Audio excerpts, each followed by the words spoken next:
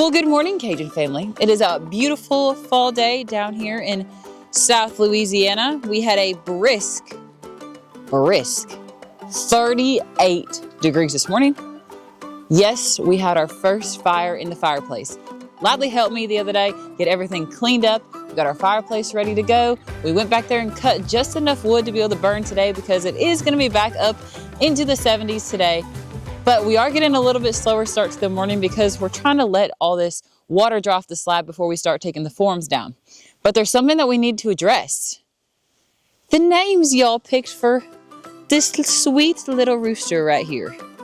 Now, we have come to the conclusion that we have 3 roosters in our flock. If you know anything about roosters, you can typically only have one unless they're just nice. And typically roosters aren't very nice to each other. They end up having dominance issues, so usually only have one per flock or none. But we do like to keep a rooster, helps with protection. Rojo did a fantastic job, RIP to Rojo, for 5-6 years, I think. Now, since this is Rojo's offspring, we're hoping that he's just as sweet. I don't really know if that makes a difference, but so I'm gonna go with. So, before I tell y'all which name we picked, I'm gonna just, right here on the screen, just gonna let it play out how many great name suggestions that we got in case y'all are needing some help with some names for your roosters. I am actually shocked how many suggestions we got, and every single one of them was good. Every single one of them. So let's just let it play for a second.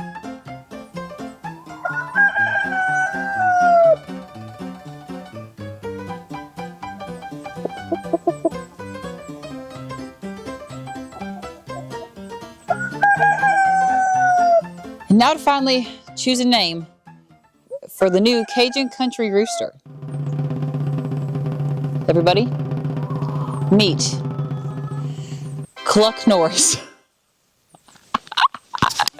Y'all had so many good suggestions, and this is going to be Clunkers. Now, if everybody can get along, I would love to be able to keep at least 2 of them. There's an orange one back here behind me that is absolutely beautiful. Got some speckled black on it, but usually it just does not work out that way.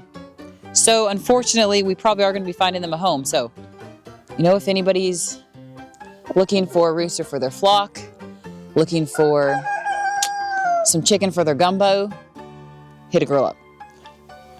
Hey, I didn't say it, y'all did. Did you not see those name suggestions? Chicken nugget? Chicken tender? Come on. Y'all said it first.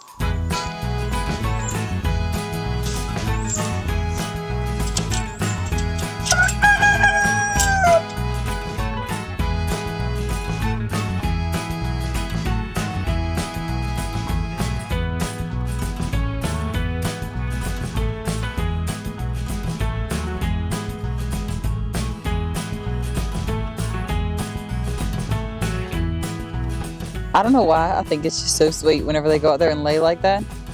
For her, she's probably laid up because the belly is hanging full of hands and feetsies, but for him, or hooves, but for him, he's fat. You want to tell them how our pregnancy test situation went? Hey, I'm not the one that bought the urine test for the horse. So Lydia gets the horse out there, we got a cup taped to the end of a broom handle, and she's walking the horse around forever.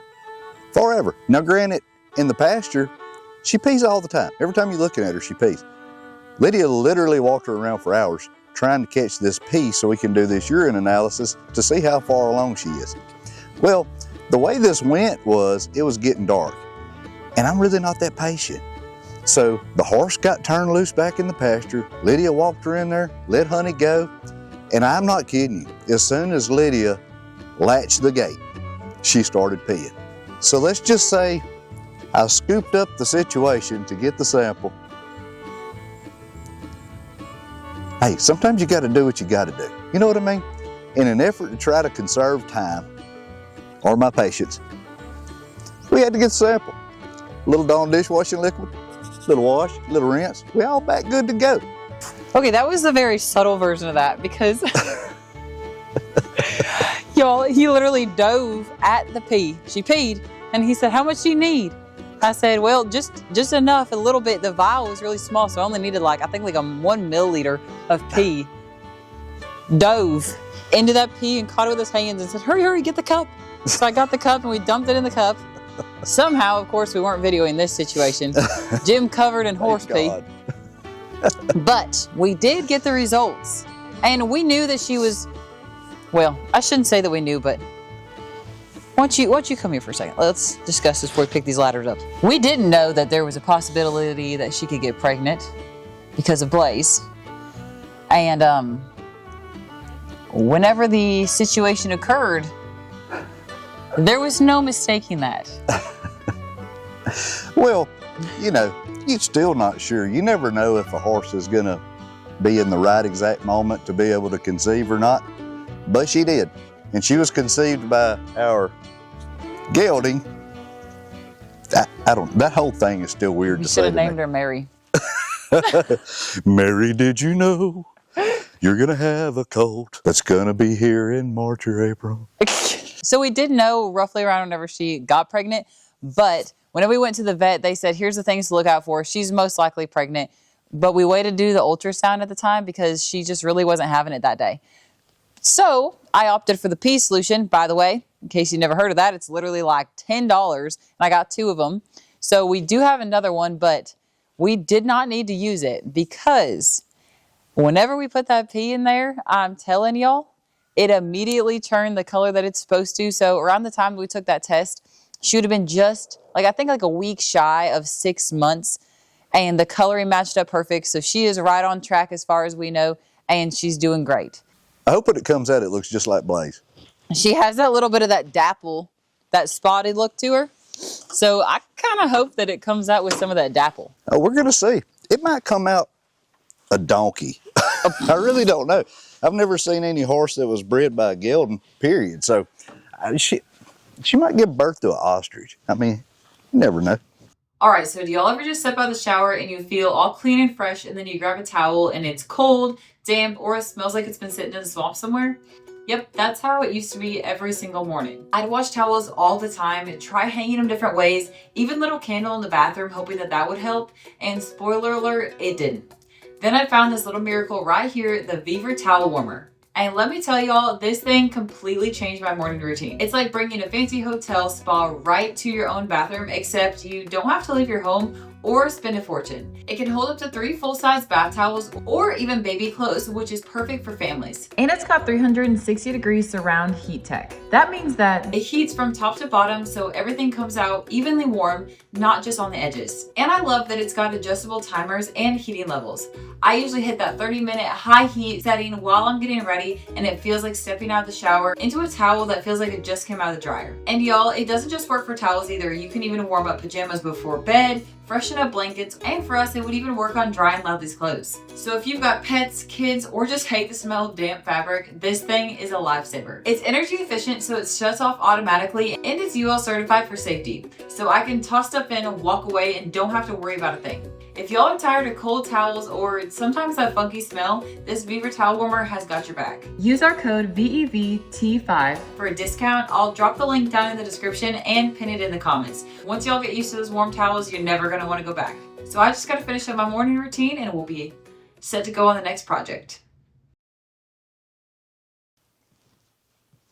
Well, hey everyone.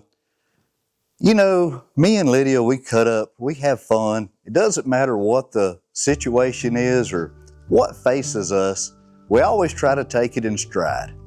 Now, I do understand on our last video, if y'all was able to catch that, where we were forming up the slab and doing all those things, through some emails and direct messages, realized that we might have been, or I might have said some things that are insensitive that has upset people in the concrete community. Now, if you have watched our content for any amount of time, you know that I deeply care about the concrete community's feelings, and I would never do anything intentionally to harm those feelings. So, I want to take the time and I want to give my heartfelt apologies to make sure that everyone out there knows that it was all just done in fun and in stride, and I really never had the intent to hurt anyone's feelings. So, hey, my name's Jim, with Cajun Country Living. And I'm extremely sorry that I offended you with my carrying on and so forth and what have you. I should have taken those things more seriously, and I didn't. That was a downfall on my fault. You scroll that. So with that being said, I just want to really, really hope that you accept this formal apology. Best regards, Jim. Thank you. Well, this is the moment that is my favorite to any slab pull or anything. It's time to pull these forms. Rather chilly still this morning, but man, the sun's coming out and it is warming us up a lot quicker than I actually thought I was going to. So, like Jim said, we're going to get all this stuff pulled off of here, and hopefully we're going to be able to seal this way faster than the last one. Last one we still have actually not sealed. And what happens with the red dirt? Well, especially on that, because we put a broom finish on that, so it was really kind of, you know, not burn in real good, so to speak, smooth finish. So with the dogs and us walking up and down and getting the mud on it, it is permanently stained. So we're going to probably eventually have to paint that or something to pretty it up, but no amount of pressure washing cleans that sucker up. Okay. Lots to take down. Yeah, but you know what? It's kind of rewarding though, you know? I'll go through and try to see if I can get all the screws where we can get to them anyway.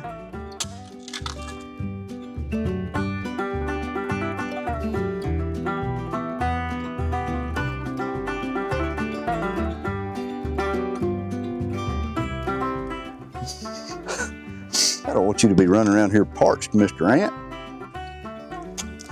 Fix them up a little concoction. Lemonade.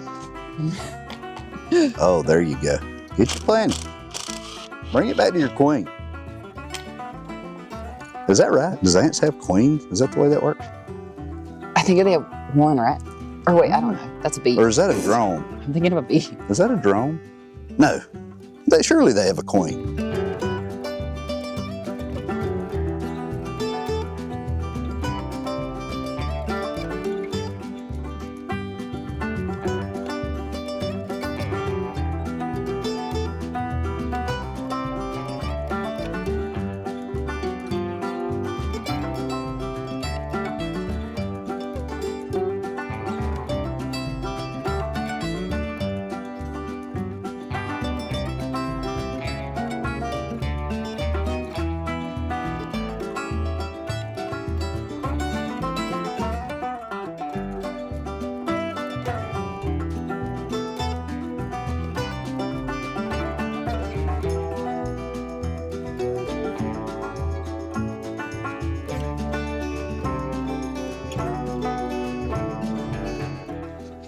I saw somebody say that he saw those people going through with that little, I don't know what you call it, like the hook that picks up the wire, Jim Wayne? Yeah. And said that he noticed that there's going to be a few places that look a little weak or a little bit, maybe he's saying that they looked a little bit low. Did you see that?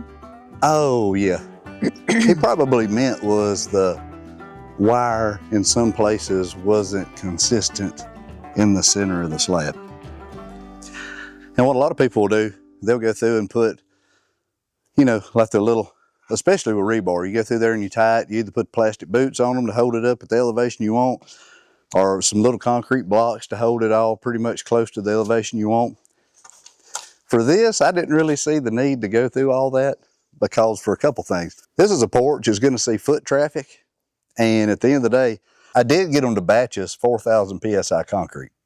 So it's a little stronger, and in my opinion, you know, it's a little less apt for cracking and that kind of stuff. It's on a really good foundation. I mean, that's really high compaction dirt. It's been there for a couple years. It's not going to get any more compact than it was when we put it on there. So I think we're okay, but he is absolutely right. When you just pulling it up with a hook, you're never going to get the consistency. You know? You know what? At least we put wire in this one. Yeah. Kind of stand proud for that. You know what I mean? What?